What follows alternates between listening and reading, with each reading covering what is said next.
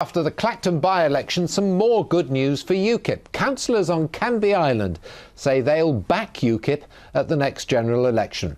So what does the sitting Conservative MP think about that? I know that they've been talking a lot about Castle Point, but at the moment, even though a very important general election is 7 months away, I'm very focused on just working in my constituency. Now, it's just over a week since Douglas Carswell made political history in Clacton for the UK Independence Party.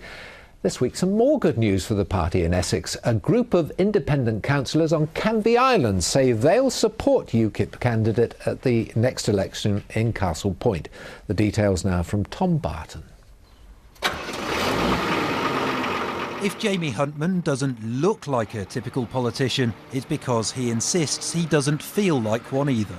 But the wood merchant and UKIP councillor hopes to find himself in Westminster after next May's general election. You didn't have to go into politics, you could have stayed as a timber merchant. What was it that made you decide to make the leap into being a politician? Well, I still take issue with that because, like I said, I'll always be a timber merchant, but because I saw the damage it was doing to me and other people like me. I've always worked relatively hard. I've always put money in. I've never taken anything out.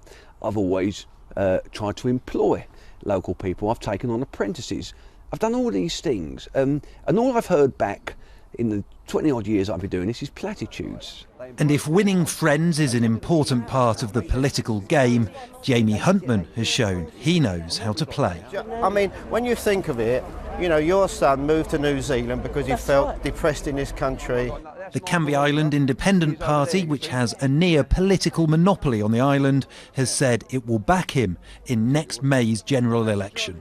In return, UKIP have pledged not to contest any borough council seats on Canvey. Farage has come along and people connect to him because he sounds like the guy in the street. And, you know, I think that's why we get support, because we are the guy in the street. You know, we're just ordinary local people who decided we will want to make a change.